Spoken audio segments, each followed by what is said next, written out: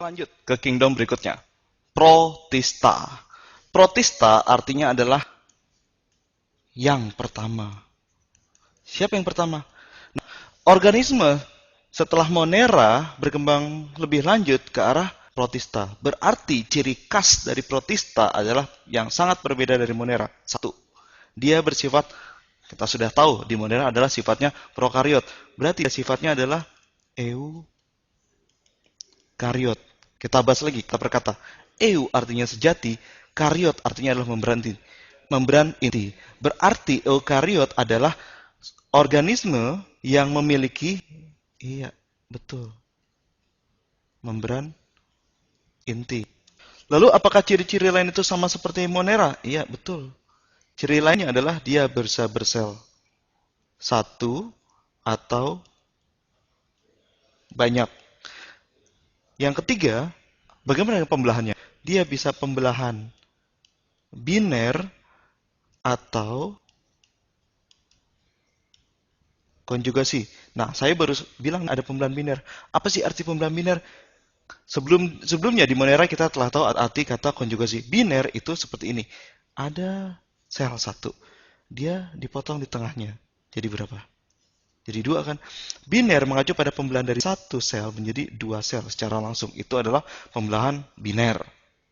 Protista sendiri adalah suatu kingdom yang sangat unik. Dia merupakan gabungan atau kombinasi dari beberapa kingdom di atasnya. Nanti kita bahas kingdom-kingdom berikutnya. Nah, sekarang kita protista ada yang mirip hewan, ada yang mirip tumbuhan, dan ada protista yang mirip jamur. Nah, sekarang kita bahas dulu protista yang mirip hewan. Namanya adalah ini nih. Protozoa. Lagi-lagi kita bahas kata per kata. Proto artinya tua, zoa dari kata zoo. Apa tuh zoo? Pernah ke zoo nggak? Iya, hewan atau kebun binatang. Jadi, protozoa adalah hewan yang paling tua. Nah, kenapa dia disebut protozoa? Karena dia tidak bisa membuat makanannya sendiri. Berarti protista yang dapat membuat makanan sendiri disebut protista yang mirip tumbuhan. Sifatnya adalah apa? Bahasa biologinya untuk membuat makanan sendiri. Saya mulai dengan au. Sendiri, itu auto. Bisa membuat makan sendiri, autotrof. Nah, sisanya adalah yang mirip jamur. Kita bahas satu-satu. Nah, tempatnya udah gak penuh. Kita hapus lagi aja. Yang pertama kita bahas adalah protista yang mirip dengan hewan, yaitu protozoa. Biasanya dibagi menjadi 4 berdasarkan alat geraknya. Kita lihat satu-satu. Yang pertama, dia bergerak dengan bulu getar atau nama lainnya adalah cilia. Nama kelompoknya gampang, terusin aja. Ciliata. Bentuk hewan seperti apa? Nah, bentuk hewannya ini seperti gini nih.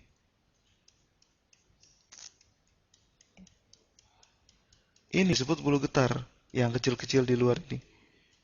Ada intinya, ada vakuolanya. Namanya apa sih hewan ini? Ini namanya. Ingat peraturan nama Latin garis bawah SP kalau tidak tahu nama spesiesnya.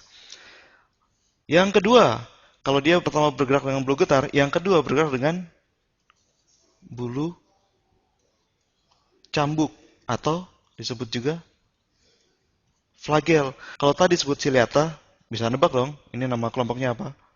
Iya, betul. Flagellata. Bentuknya gimana? Nah, bentuknya seperti ini. Sama seperti paramecium, cuma dia tidak punya bulu getar. Yang dia punya adalah bulu cambuk. Cuma satu.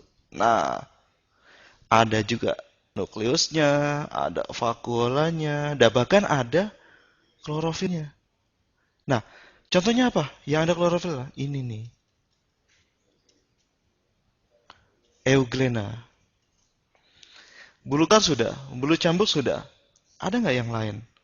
Nah, yang lain bergerak dengan kaki semu.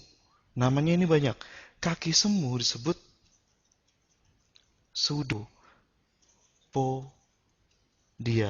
Pseudo artinya adalah semu, poda atau podia artinya adalah kaki. Jadi pseudopodia adalah kaki semu. Mau lihat gambarnya? Nih gambarnya. Seolah-olah tidak punya kaki kan, tapi ini bisa menjulur ke kanan, ke kiri, atau kemana-mana. Maka dari itu disebut pseudopodia. Punya nukleus juga lah. Betul kan? Nah, nama lain dari kaki semu ini atau pseudopodia adalah ini. Rhizopoda. Rhizo itu artinya akar, jadi kakinya itu kalau menjulur bisa seperti akar. Contohnya apa? Amuba. Oke, sekarang tiga alat gerak. Ada nggak sih protozoa yang tidak bisa bergerak atau tidak punya alat gerak? Ada. Nah, ini tidak ada alat gerak. Nah, karena tidak ada alat gerak, dia hanya bisa berjalan secara pasif atau bergerak secara pasif mengikuti aliran. Nah, aliran apa? Aliran darah. Biasanya yang tidak ada alat gerak adalah bersifat parasit. Nama kelompoknya, karena dia berkembang biak dengan spora, jadi namanya sporozoa. Spora artinya spora, zoa asal katanya zoo, berarti hewan. Hewan yang berkembang biak dengan spora. Contohnya ini.